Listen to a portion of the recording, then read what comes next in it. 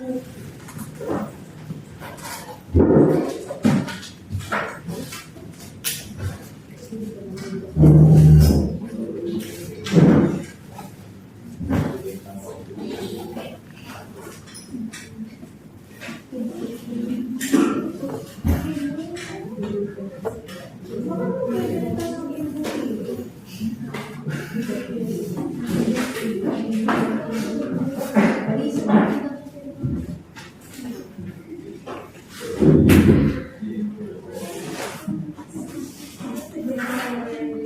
so let's start. Now we move on to the new topic, gravimetric method of chemical analysis. Okay.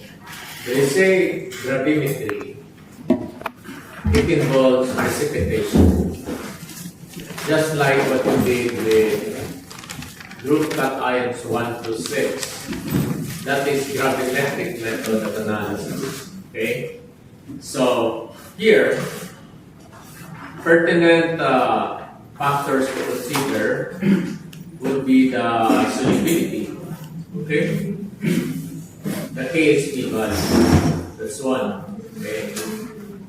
The second one is the stoichiometry. Okay? Just like in acid-base titration.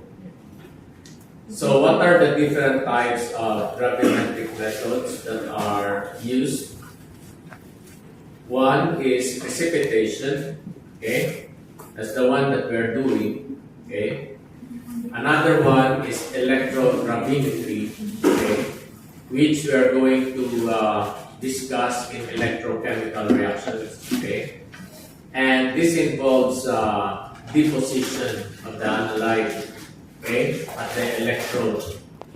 Okay, one industrial application is electroplating.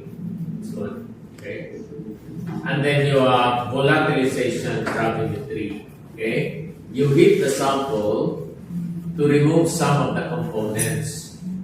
So this is usually applied in moisture determination. Like if you want to determine the percent moisture of your sample, you heat your sample, okay, usually at 100 degrees to remove the water, right? Until the weight becomes constant. So that is volatilization. Okay, this could be direct or indirect.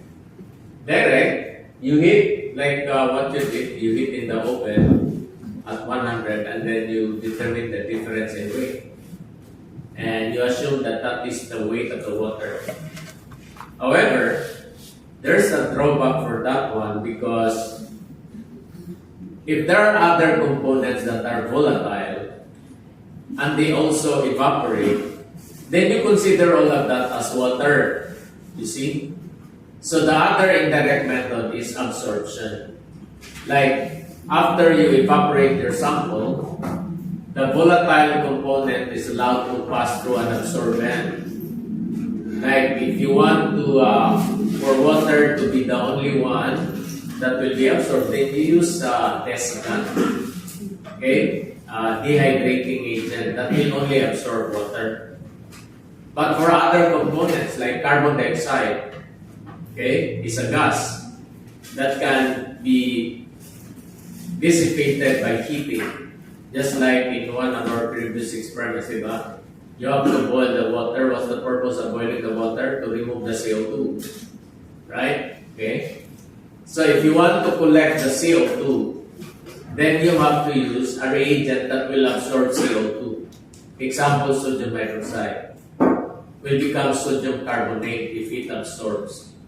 Then you can determine the change in the weight of sodium hydroxide. Of course, the difference will be the weight of CO2. Okay.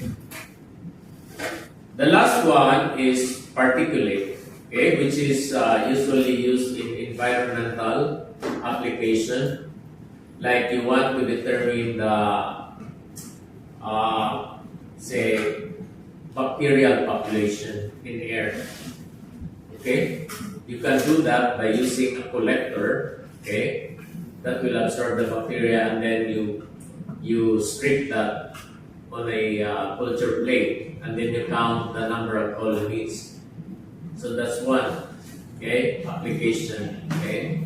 Another one is in wastewater. You want to determine the suspended solids. So you filter the water. Those that will be filtered will be the residue. So you call that suspended solids. So these are environmental parameters that are used in assessing air or water. Okay.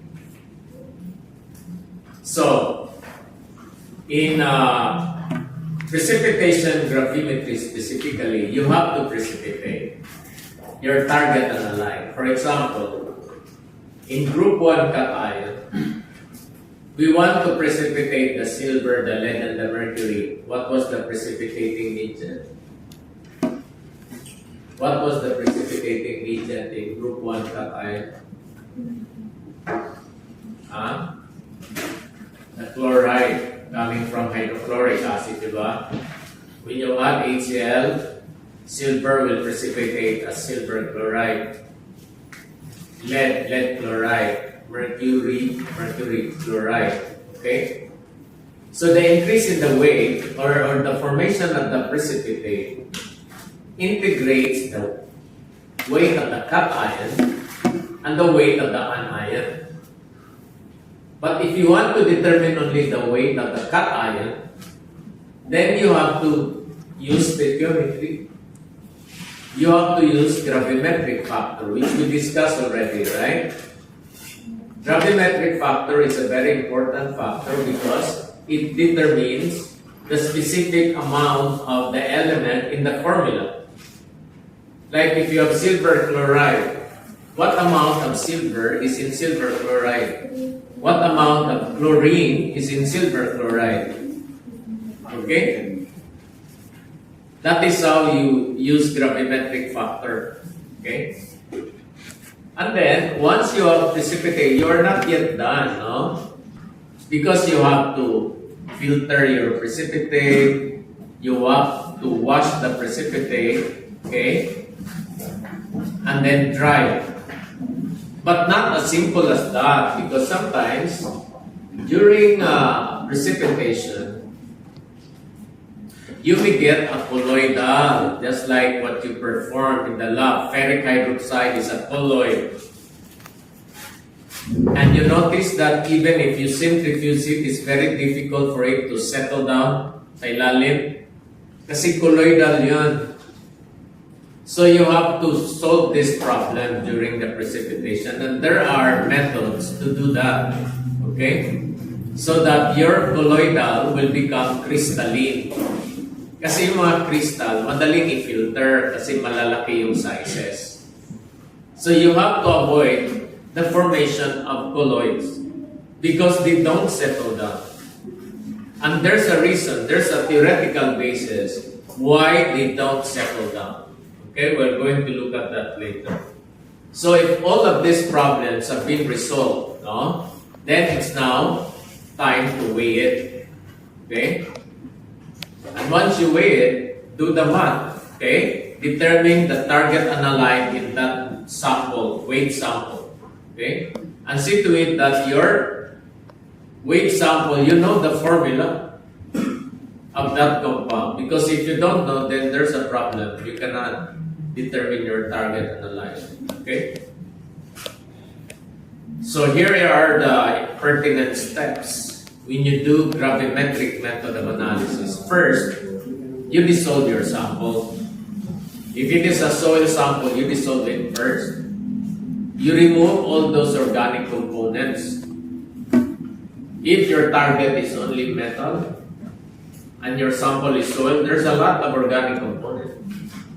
So you have to evaporate those organic. How? Usually, if you are analyzing soil sample and you want to determine the metals there, you use a mixture of two strong acids, HCl and nitric acid, in a 3:1 ratio.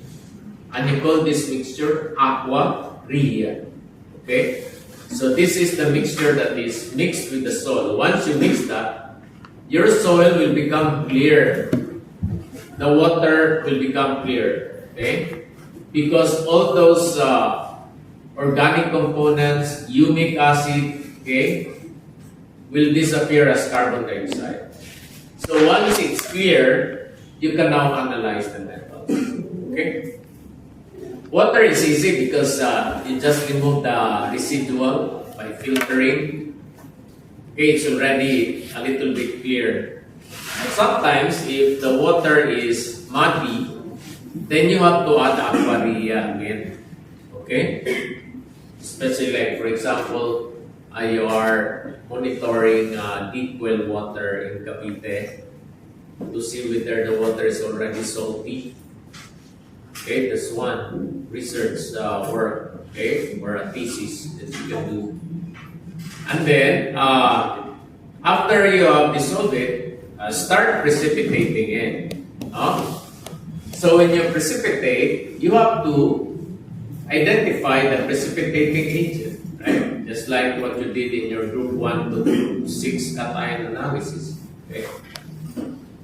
And then see whether you precipitate a lot.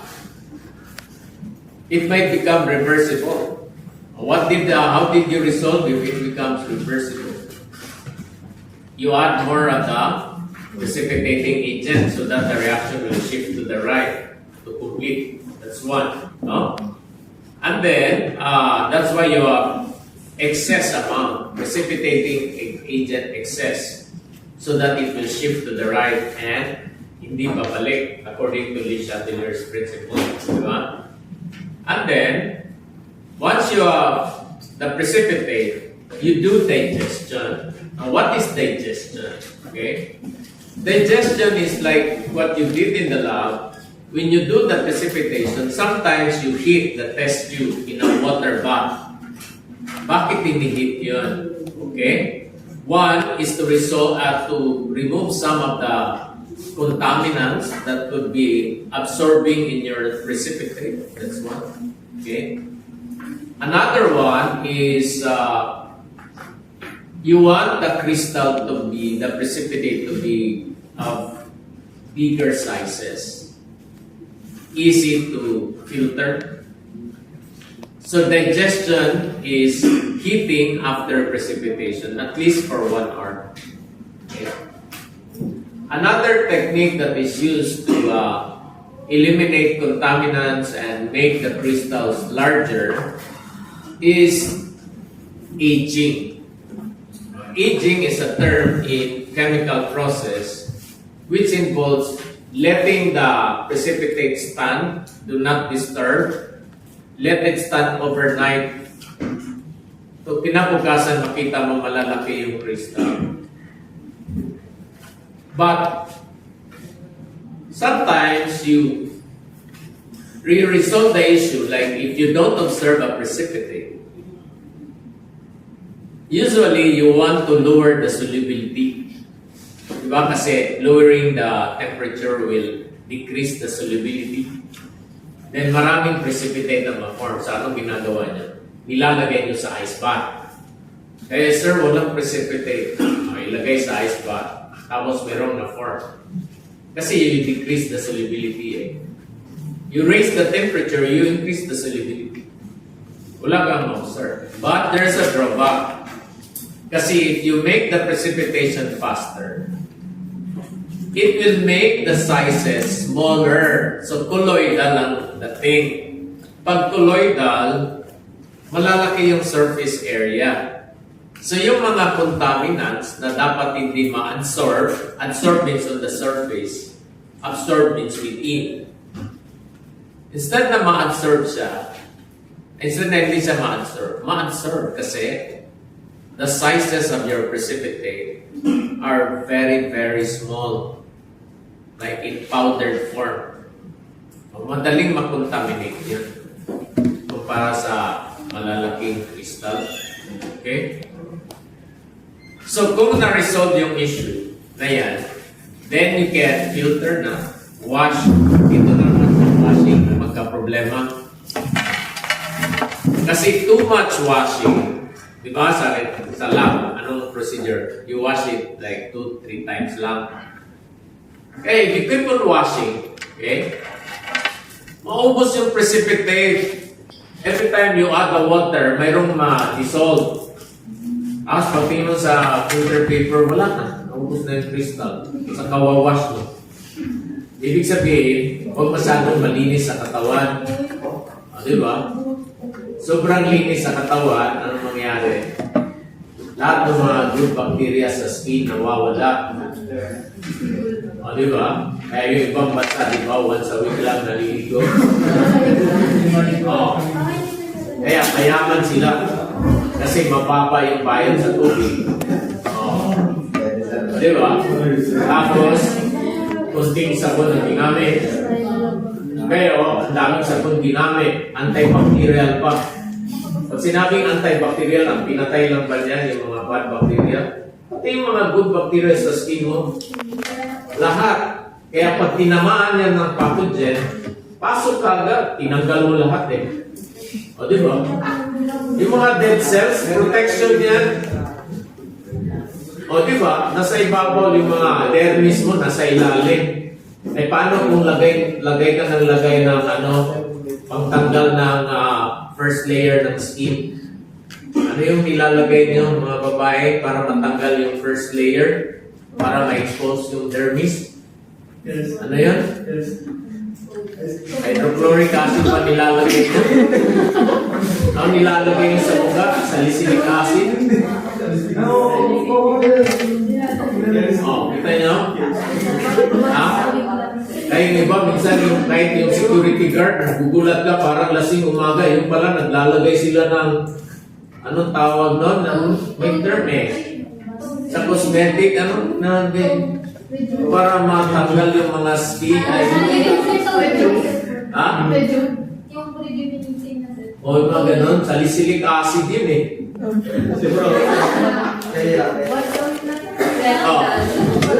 Pag natanggal yung epidermis, wala nang protection, dermis na. So, feeling nyo, baby ka na kasi na-expose na yung dermis. Pag tinamaan ng araw yan, skin cancer ka. Diba? Kasi na-expose na. You see? Okay. So, after you precipitated, okay, pag walang problema sa precipitation, okay, na-control mo, sometimes you don't use water to wash it. Okay? Bakit? You have to dry.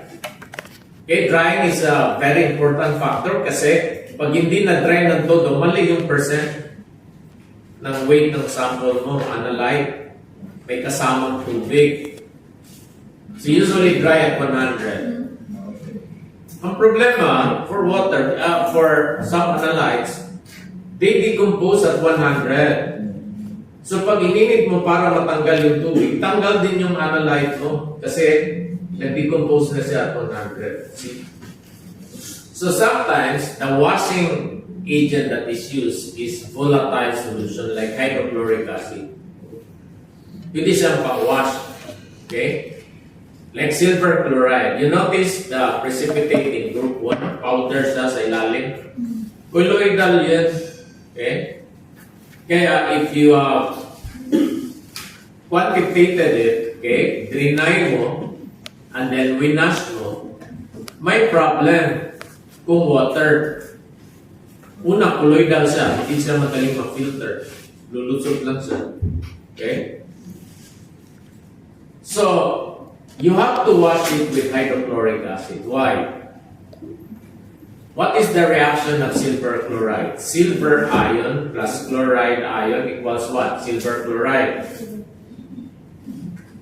Paglagyan mo ng HCl solution as washing agent, anong mangyari? May chloride. According to Liz Chatelier, saan mag-shift? Saan mag-shift yung reaction silver plus chloride equals silver chloride? Nilagyan mo ng HCl. Saan mag-shift? Sa right. Kasi may chloride yung HCl. So kung mag-shift siya sa right, hindi mawala yung precipitate mo. Pero kung water, mag-reverse yan. Kaya HCl ang ginamit so that washing agent pa siya and then it will shift the reaction to the right pa. So definitely hindi mawawala yung precipitate mo. So when you dry that, ayos lang kasi HCl is what? Volatile. You don't need to heat it up to 100. Tanggal na yung washing agent mo, HCl, kasi very volatile naman yun, gas naman yun. You see? Okay. And then, after you have weighed your precipitate, kailangan, alam mo rin yung precipitate na na-form. Okay? Like in our reaction, silver chloride. No problem with silver chloride kasi even if you heat that to 1,000 degrees, it will not decompose less. Very stable siya. But for other precipitates, no. For example, calcium oxalate. Okay? You want to determine the calcium in milk. How much calcium is there? Because that's very important in nutrition. Then you precipitate the calcium using oxalic acid. Okay? And you will observe a white precipitate, calcium oxalate. So you wash this, you filter it, you remove all those factors that will affect its, precipitate, and then you reach the drying portion. Now, here's the problem. Because when you heat your calcium oxalate, say, you remove the water, so you heat it at 100. Okay? Fine. Now, if you go beyond, your calcium oxalate will become calcium carbonate. And you heat it more, beyond 200. Your calcium carbonate will become calcium oxide. Because the carbon dioxide will be removed. You see? And all these three are solids. White solid, calcium oxalate, calcium carbonate, white solid, calcium oxide, white solid. So you have to know which of this one, kasi if you apply gravimetric factor na, take note that gravimetric factor is target analyte over the formula. Eh kung yung formula mo calcium oxalate, pero yung precipitate mo pala calcium oxide, mali na. Okay? So the temperature control is very important in gravimetric method of analysis. Okay? So, what is the ideal precipitate for gravimetric analysis? One, it should have low KSP value. Kasi if the solubility is very high, then you will have a problem. Okay? You have not precipitated all of your target analyte. Okay? Easy to filter. So meaning crystalline, not colloidal. Okay? And then, of known composition. So kailangan alam mo yung precipitate yung formula niya. Okay? And it should be of high purity, meaning less contamination. Okay? So these are the ideal, okay,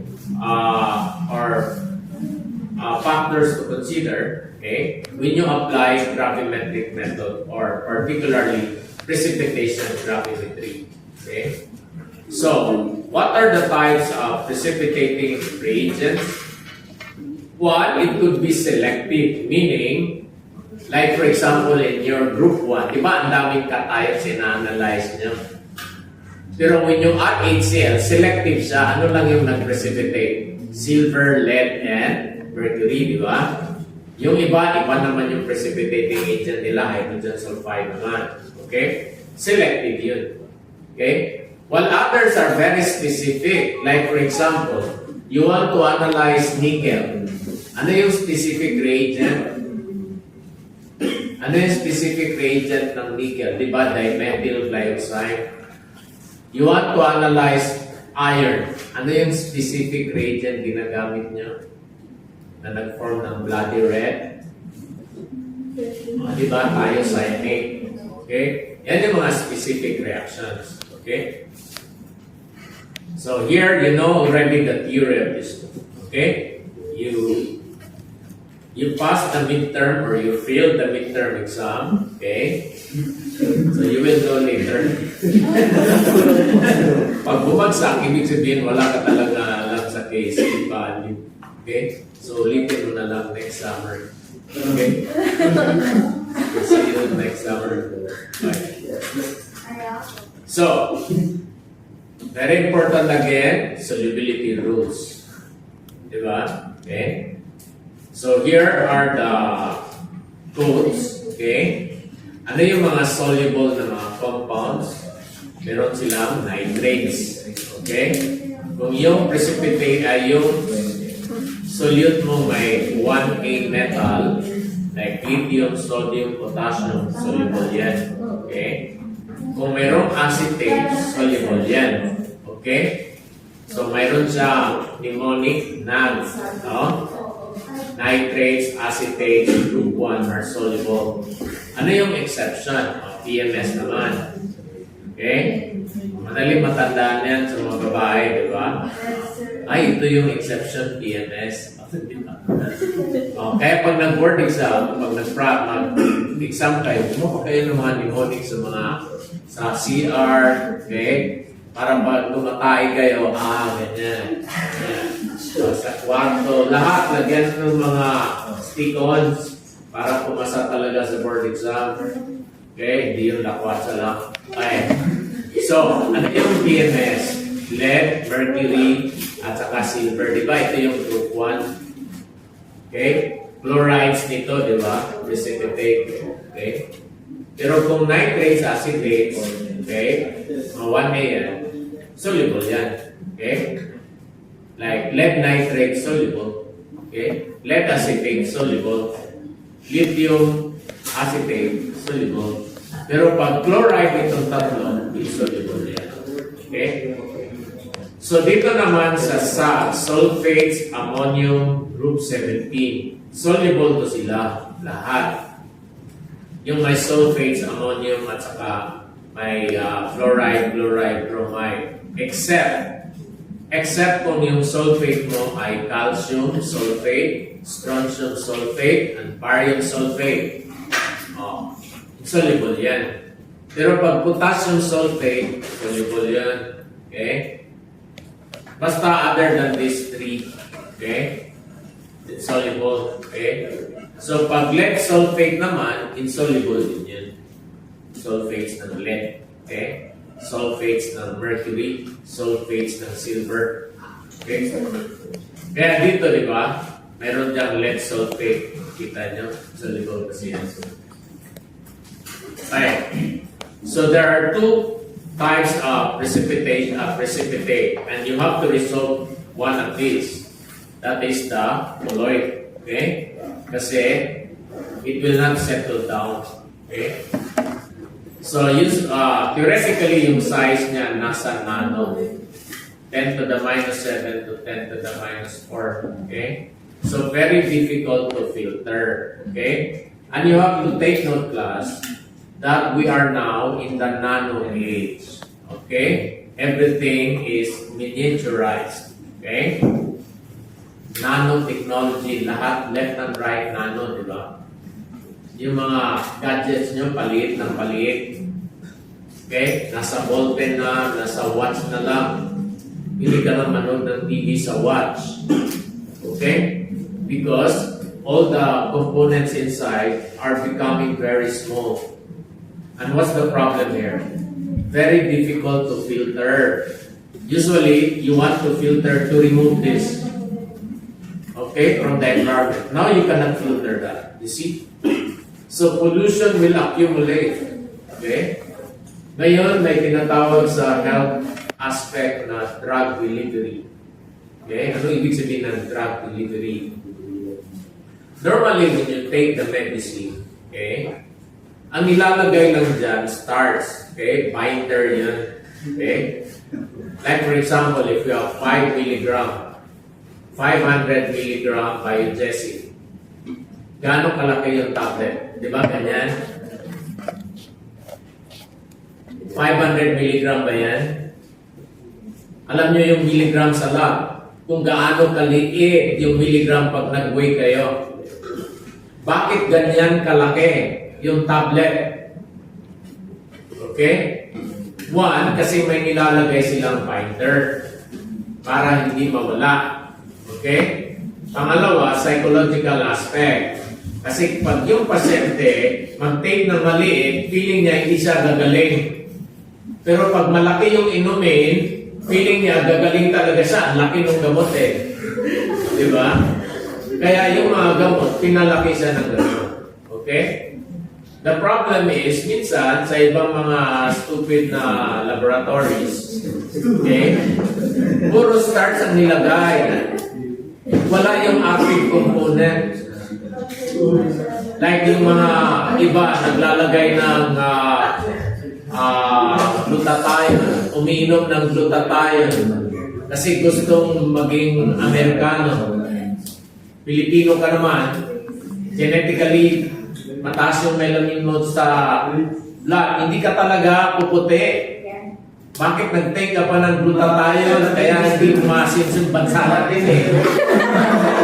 Instead na yung pera, pambayad sa tuition eh, iniinom mo tapos tinatae mo rin. Oh. Tapos yung puti mo, pansamantala lang naman, ilang buwan lang yan, pag wala ka ng pera, balik ka ulit sa brown ka. Oh. You see? Okay? Kaya, stay as you are. Okay? Di naman kailangan magkapareho ng hukang. Di ba?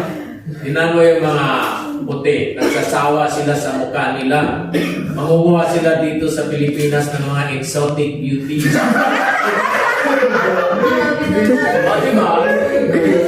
ba? Ayaw nila ng magaganda, gusto na nila yung kakaiba. Di ba?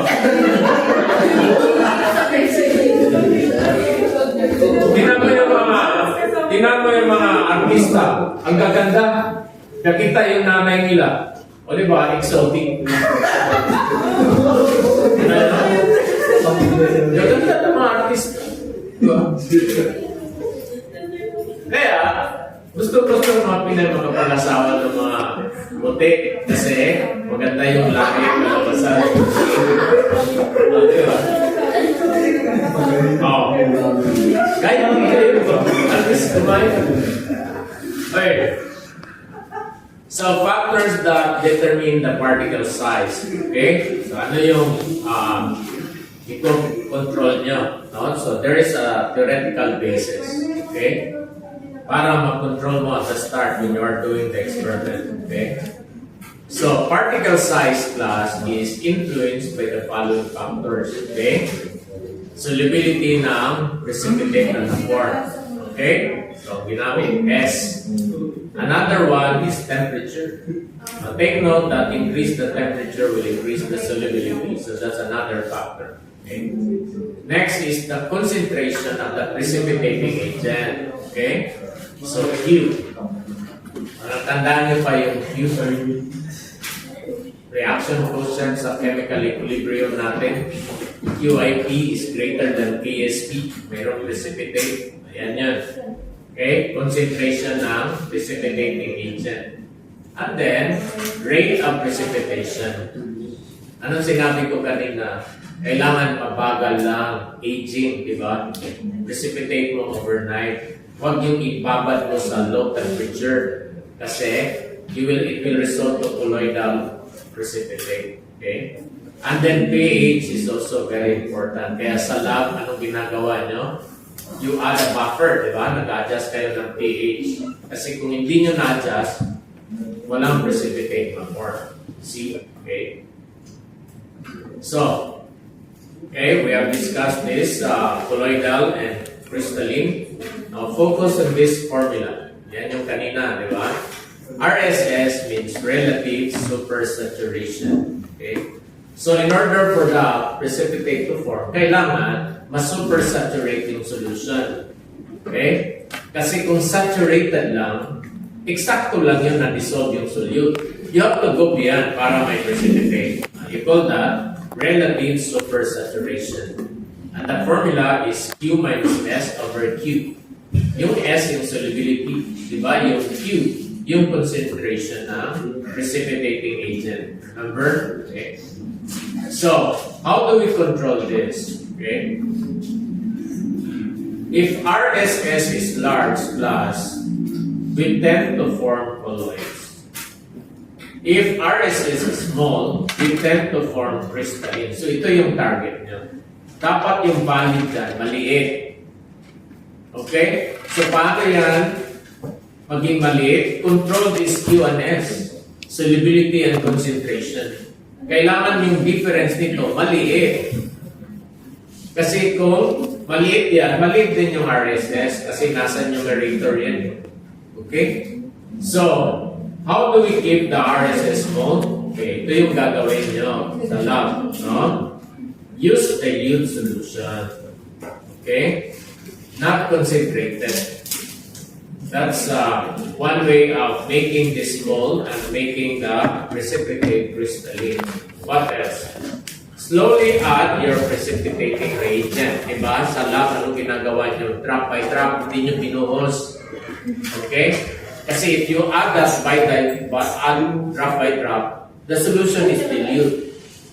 Pag binuhos mo, it become concentrated. Colloidal ang mangyari. Okay? Next is you stir. Okay? Why you stir that? To prevent high concentration. Pag i-stir mo, madilute siya kaya in-spread mo yung solute. Okay? And then you warm. Okay? You increase the kinetic energy. Okay? Para hindi siya ma-concentrate. Okay? Crystalline yung ma-form. So, this will make your RSS smaller. Okay? Now, during the precipitation process, two phenomena will happen. Okay? Nucleation and particle growth. Anong ibig sabihin nito? Okay? We say nucleation, okay? Like when you add your precipitating agent, okay? You will observe, okay, like if you want to precipitate silver, you add the chloride, right? In your test tube, you have a lot of silver ion, okay? And your limiting reagent is the chloride, okay? The precipitating agent. Now, when you add that, okay, what will happen is that if you are adding that very fast, okay, you will have a lot of nuclei. Ibig sabihin, marami siyang sites for precipitation. May silver dito, mag-form siya ng precipitate. May silver dito, mag-form siya ng precipitate. So, since marami siyang precipitation sites, ano mangyari? Maliliit yung mga precipitate mo kasi ang dami niyang nuclei. Pero kung particle growth, dinahan-dahan, silver, drop, silver chloride, drop, dito, papatong siya doon sa unang precipitate. Palaki ng palaki. So, you will only have few nuclei. So, ano mangyari? Malalaki yung mga crystals. Okay? So, you call that particle growth. So, the target is to make the precipitation leading to crystalline rather than colloidal. Colloidal results when you have a lot of nuclei for precipitation. Okay? So here's another illustration. Look at that. Okay? Nucleation, okay, or formation of so many nuclei will happen if the reaction is spontaneous, okay? Meaning you add a lot of your precipitating agent. The other one is induced. Sometimes, you notice, sir, walang precipitate. Anong ginagawa para mag-precipitate? No? Sabi, i-shake nyo or, okay, galawin yung beaker. Okay? That's one. Or, maglagay kayo ng, anong tawag yan? Unreactive na particle outside. No? You call that process seeding. No? Ayaw niya mag-precipitate. Like silver chloride, ayaw mag-precipitate. Lagyan mo ng kunting HCl just to initiate the precipitation. Ang tawag yan seeding. For example, during summer, sobrang init na, hindi talaga ulan. Anong ginagawa ng Department of Science? Okay? Cloud seeding. Anong ginawa ng cloud seeding? Naglalagay sila ng asin. Okay? Because putting salt, okay, will attract water. Diba? Kasi ionic yun. Okay? Water or ionic compound is soluble in water. So, pag nag-spread ng salt, yung water mapipilitang lalapit doon kasi magkaroon ng electrostatic attraction, hydrogen bonding, ion-ion interaction. So paglalapit yung tubig, dadami yung tubig. Okay? So it becomes heavy and it drops. Okay? Yan yung ibig sabihin ng cloud seeding. Okay? So sa particle growth naman, look at that. Okay? You have only few nuclei. No? So papatong ng papatong yung precipitate. Okay? And this is very good kasi you have large crystals. Pag malalaki yung size, lower yung surface area. Like kung meron kang isang cubic na asin, ang na-expose lang yun sa labas. Pag i-pulverize mo yun, na-expose na rin yung sa loob. Kaya pag maliit yung particle, marami siyang surface area. Okay? Prone to contamination yun.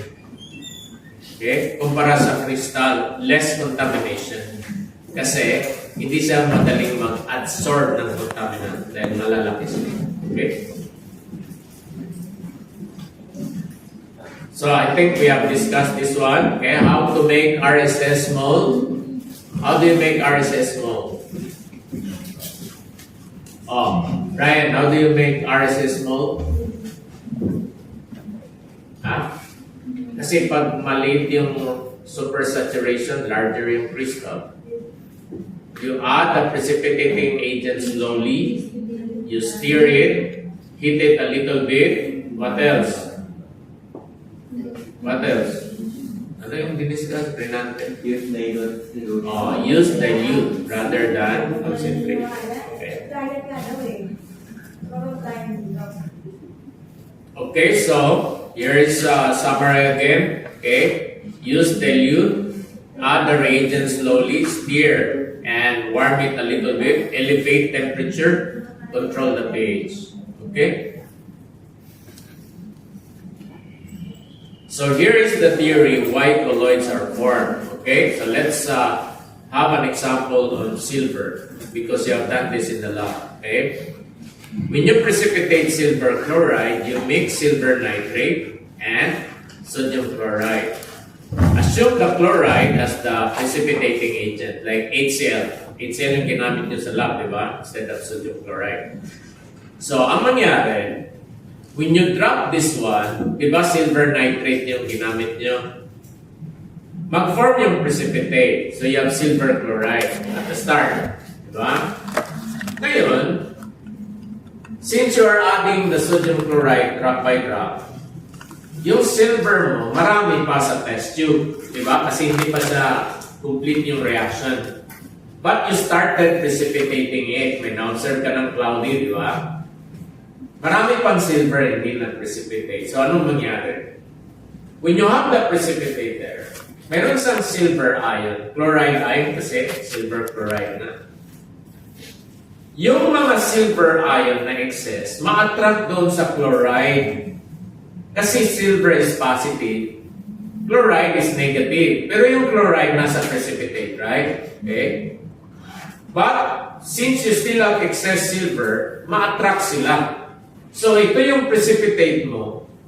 Inikutan siya ng mga silver ion. So, you have the primary, na-absorb yung mga silver ion sa precipitate mo.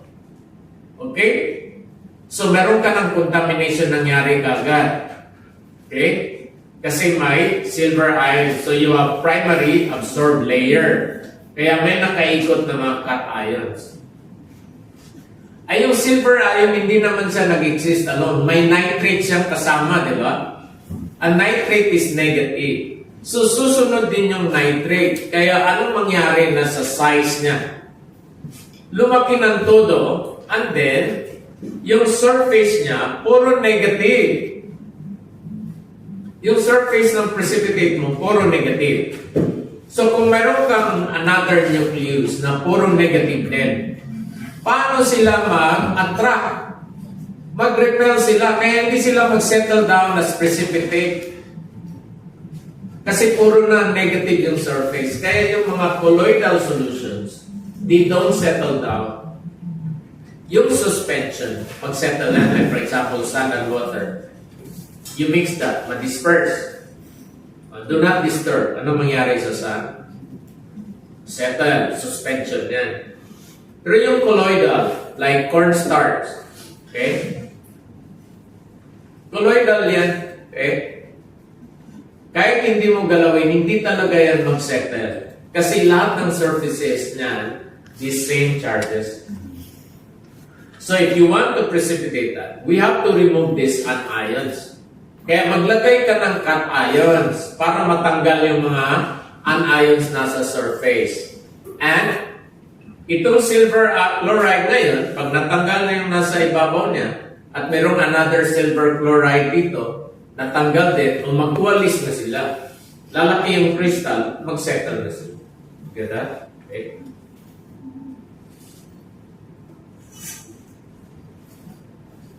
Okay, so sometimes, so how do you resolve this issue? Kasi you really add the precipitate like sa lab, HCl, i-add mo naman talaga.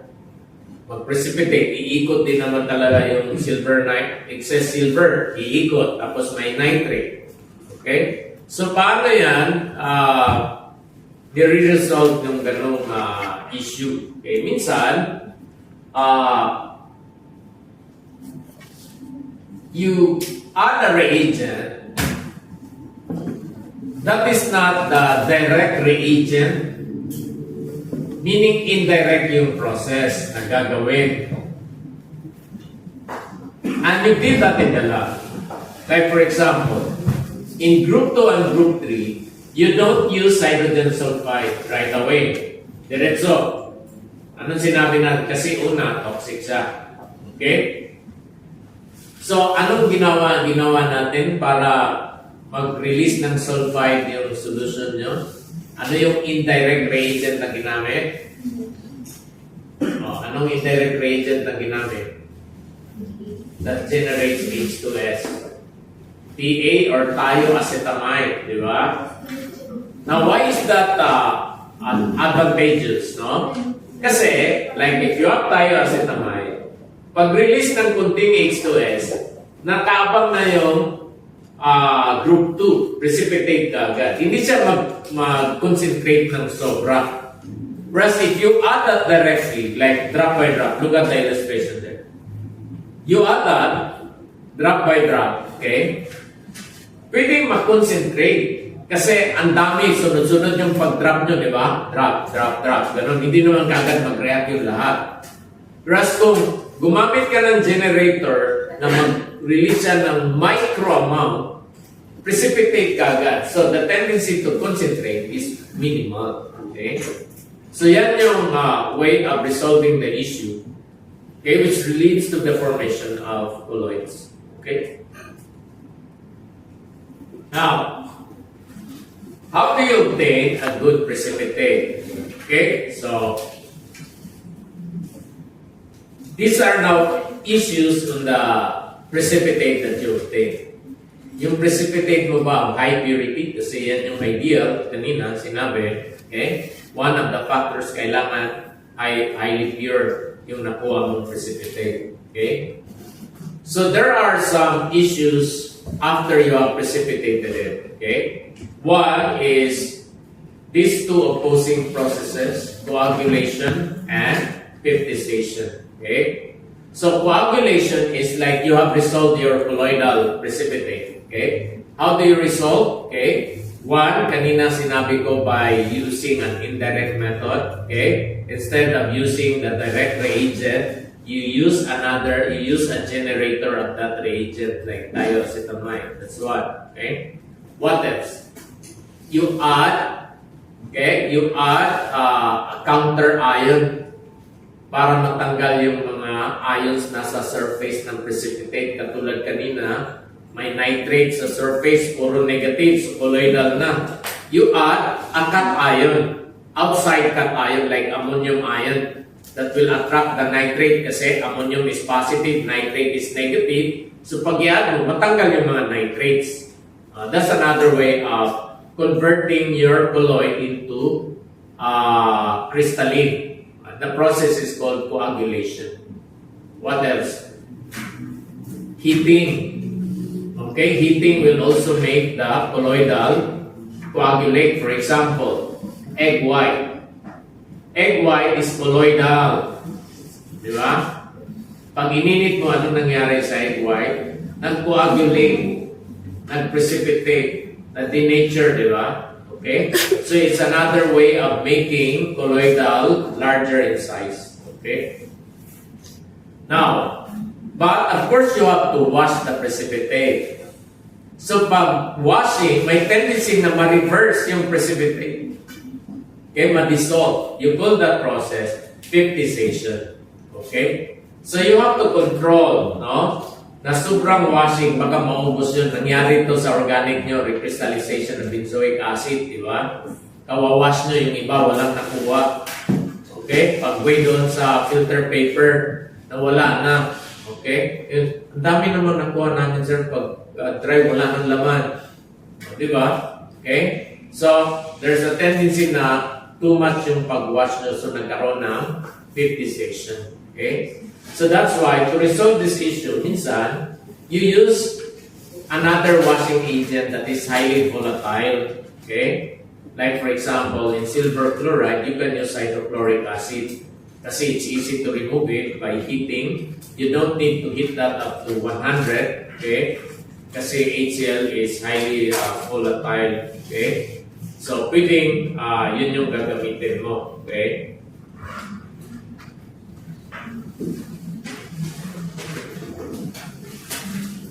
Okay, so you know already this one, piptization and coagulation, no? So what is piptization again?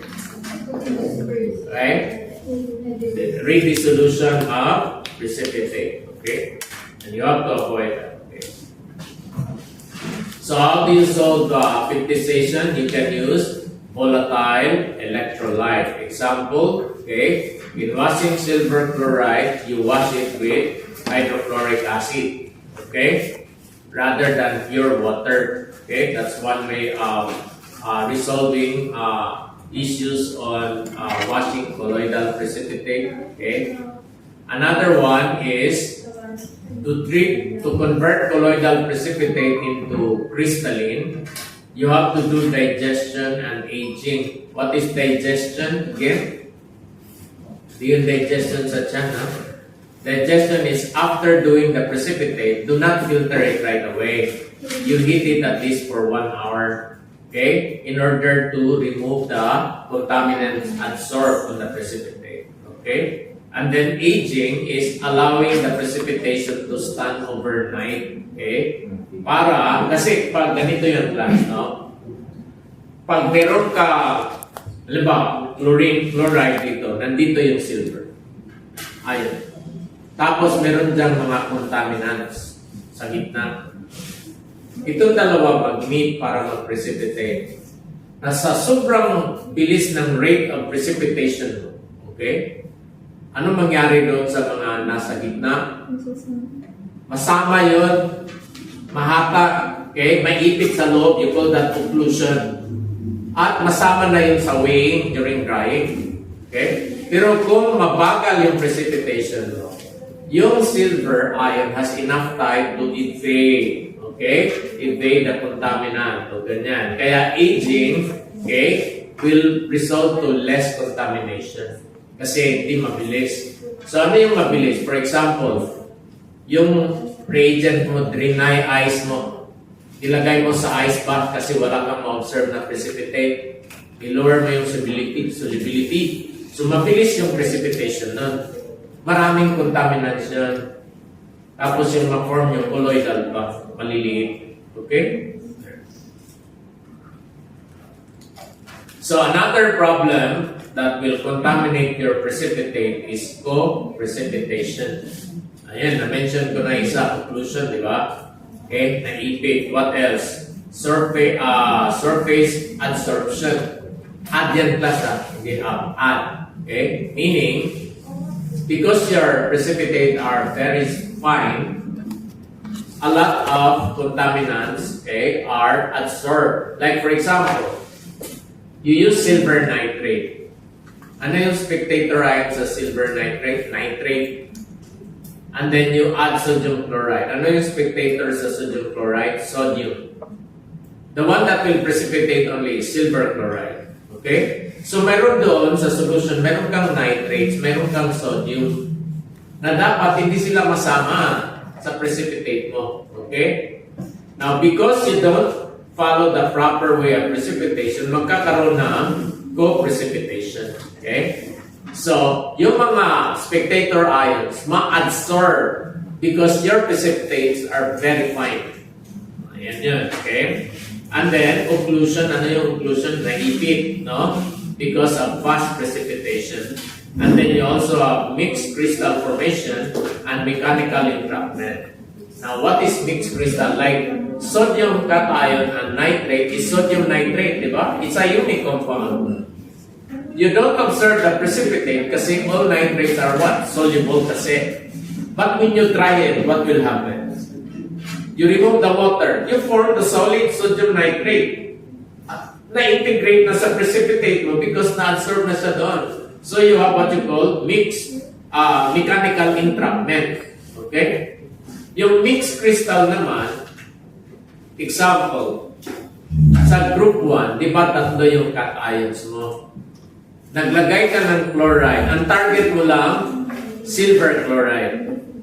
Not knowing that yung solution mo may lead pala at saka mercury. So, magkaroon ng mixed crystals. So, when you dry that, akala mo silver chloride, but it also contains lead chloride and mercurous chloride. So, yan yung mixed crystal formation, which will contaminate your precipitate. Okay? I think we discussed all of that, no? Okay. So, these are the theoretical bases, no? Yung occlusion, maipit, and then you have mechanical entrapment, yung mga soluble ionic compounds, no? Yan yan. Pag tinanggal na yung water, nandun na yung sodium nitrate, no? Yung solid. Okay. And then mixed crystal means what? Formation of different precipitates.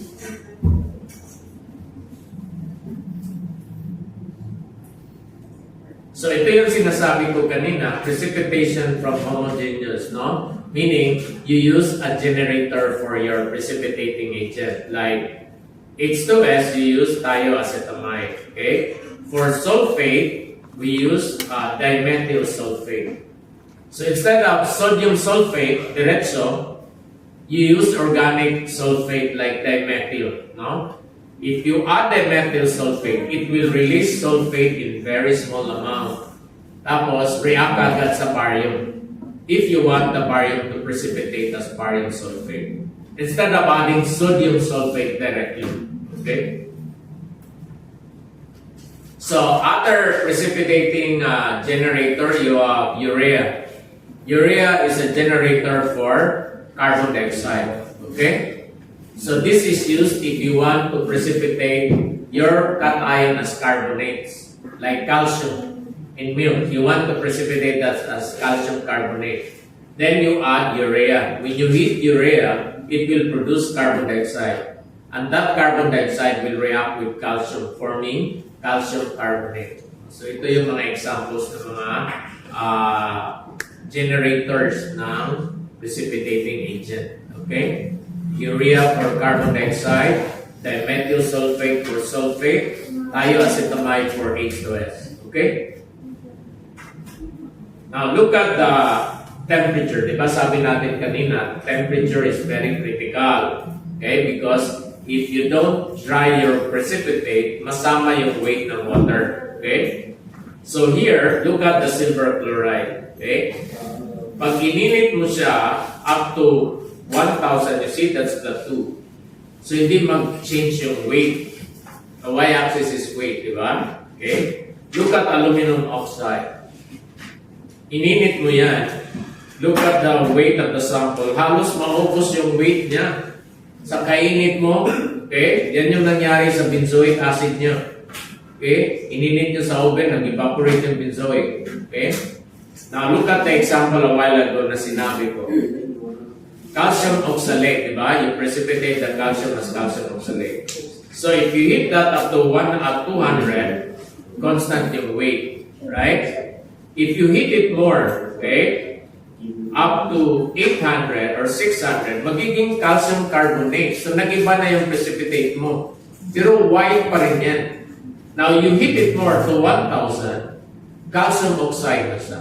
So, you should know the changes of the formula. That's why, one of the ideal factors is that you should know the formula of your precipitate. Ano ba yung precipitate nyo? Carbonate ba? Oxide ba?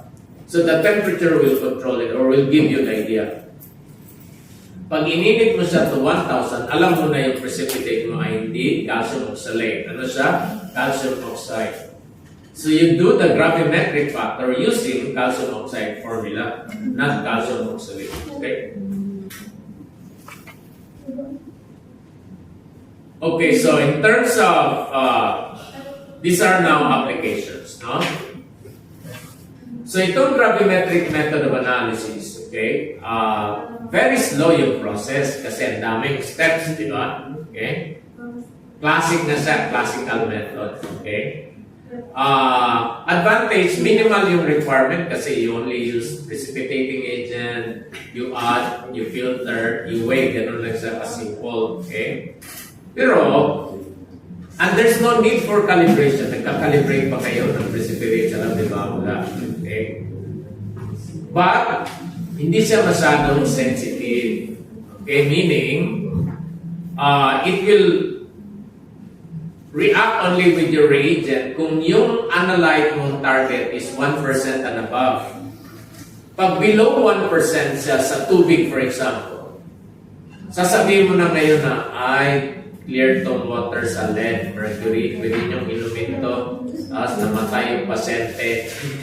Kasi you apply gravimetric, hindi niya mag-detect yung less than 1%. So, hindi siya masyadong sensitive. So, applicable lang siya kung if you are not very particular with, minimal amount, pwede na siya. Okay. So these are the precipitating agents that you did in the lab, no? Hydrochloric acid for group 1. And then we have, instead of ammonium sulfide, we use thioacetamide, right? Yeah. But we can also use ammonium sulfide, no? For oxalic acid, this is the reagent that can be used to precipitate calcium in the form of calcium oxide, strontium oxide. But you can also use sulfate. Sulfate can also precipitate calcium barium. Okay? And then for barium chloride, we use it for sulfate, for anion analysis. Okay, okay, so specific examples ito. Okay, for example, hydroxyquinoline, okay, is a general reagent for precipitating most of the metal cations. Wala tayo sa lab kasi very expensive kasi yung hydroxyquinoline. Okay? But it is a complexing agent like dimethyl glyoxane and so in our example here, it is used to precipitate magnesium. Okay? Ito naman, you have experienced this, di ba? Kasi this is the structure of dimethyl glyoxane. It is also a precipitating agent. It is used to precipitate what? Dimethyl glyoxane is used to precipitate what? Nickel. Okay? But it can also precipitate palladium. Pero bihira naman yung palladium sa water eh. Okay? Kaya sinasabi natin na DMG is specific for nickel. But it will actually react also with palladium, giving yellow color. But palladium is not a very common metallic contaminant in water. It's usually nickel. Okay? Kaya kung wala yan, specific na siya sa nickel. Okay?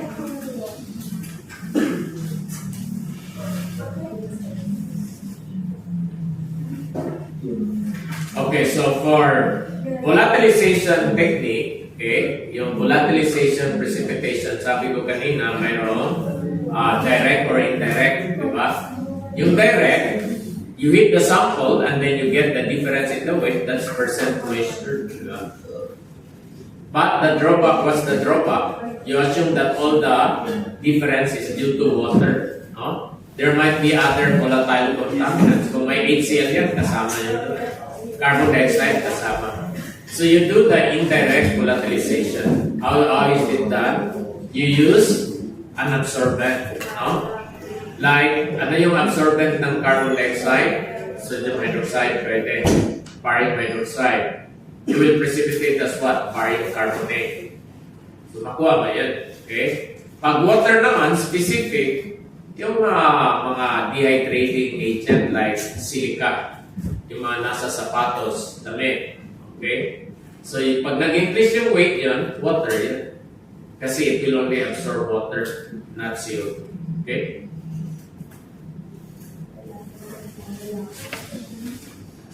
Okay, so let's have a summary. Okay, what is how are you going to make the precipitate larger in sizes? You have to make the RSS smaller or larger value. Smaller. So how can you make it smaller? Okay, lower the concentration. Look at the arrow. Do not make the concentration higher because it will lead to fine particles. What else? You have to increase the solubility, not increase the solubility. This will lead to larger particles. Okay? The requirement. So, let's look at the specific analytical process. Okay? Analyze the diagram class. So, when you do analytical precipitation, okay, it's better to do that in hot solution. Why hot solution? Because it will increase the temperature. Increasing the temperature will increase the what? Solubility. Okay? And this will make the RSS smaller. Okay? What else? It will decrease the supersaturation, meaning it will make the Q lower, meaning dilute. Okay? So this will lead to increased particle size. Okay? Now for solutions naman, how are you going to deal with your solutions? You have to prepare dilute rather than concentrated because it will make the RSS smaller. Okay? And low molar concentration of mixed reagent, okay? That means low Q. And this will lead to what? Larger crystals. Okay. Next, pH effect. How are you going to control the pH? Make it more acidic. Okay? That's why in the lab, may mga steps na you make the solution acidic, di ba? Okay? And precipitate become more soluble and therefore decrease the precipitation rate. Pag more soluble kasi, hindi mabilis yung precipitation, mabagal. So, it will lead to particle growth rather than colloidal. Okay? Digestion. Anong role ng digestion? This will improve the organization of atoms within, so it will lead to larger crystals, no? Kasi you are heating, digestion means heating, so you are spreading the solute, preventing it to become concentrated. Okay. So, here is the summary.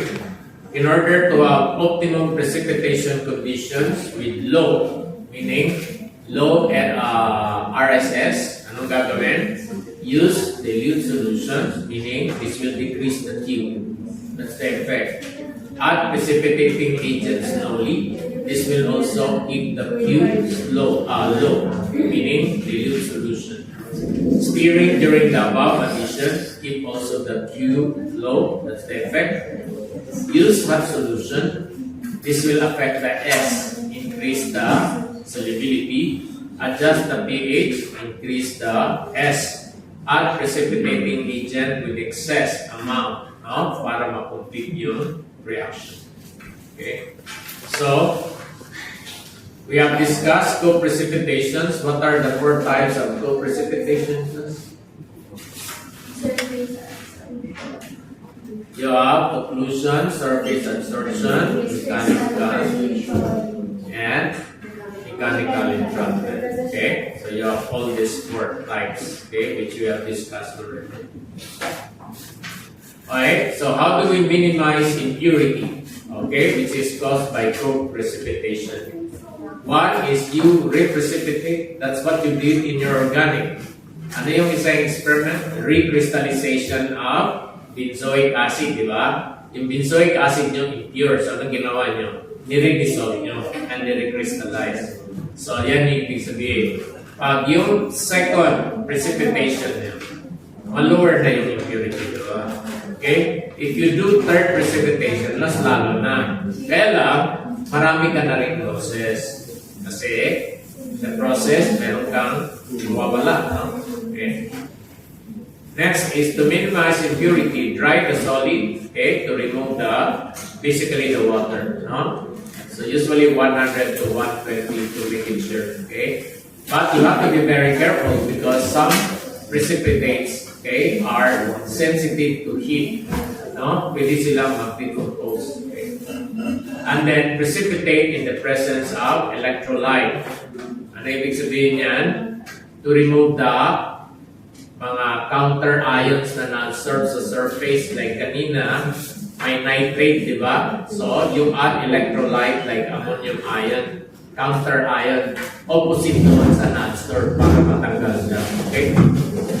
And then, digestion. What is digestion again? Increase the temperature, no? So that this will increase the pollution. Okay? So, magkaroon ng repulsions, larger particles ang mag-form. Okay. So for volatilization, this is another type of gravimetry. No? This could be direct and indirect, diba? Di-discuss na natin itong dalawa. Okay. Particulate gravimetry is used usually in environmental applications. No?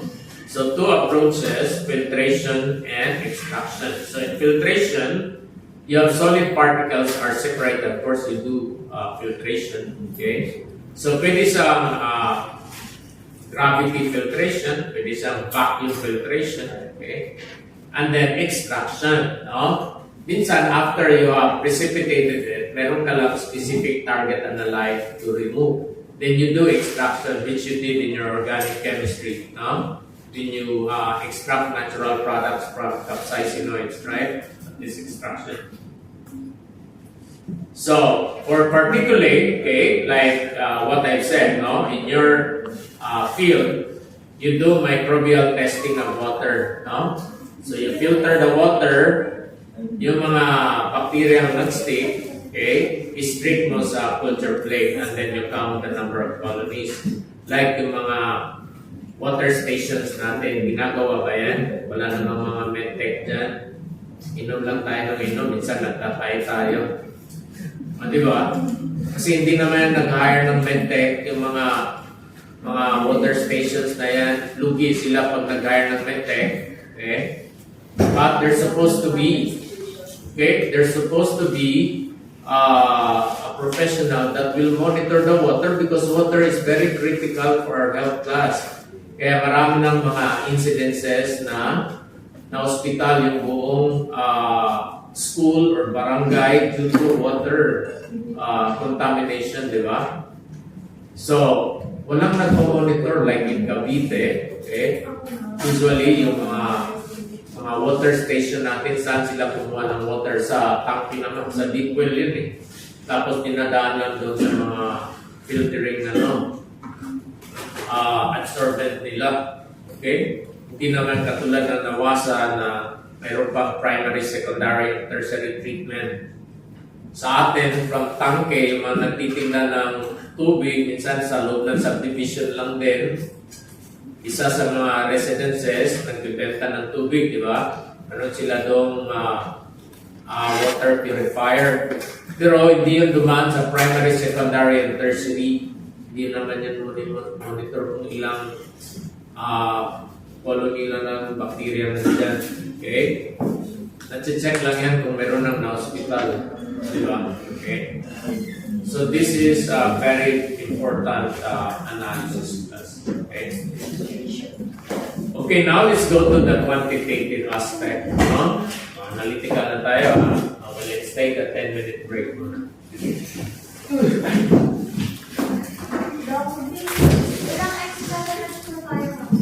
Isa lang. So we have how many experiments more to go? 4 na lang. The last one will be the practical exam. Kasi next week na lang yung last class natin. Next week na. Diba? July 18. Ano ba yung 18? So, hindi mo ba 6 experiments pa? Ha? Kasama mo yung 17 pa po ito. Oo. Hindi ka na to. Tapos natin hanggang August 10 para diretso klase.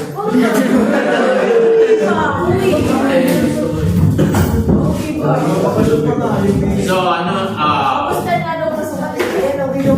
termination of pain ngayon, no? Then next Wednesday, double titration lang. Next week, Gawin mo na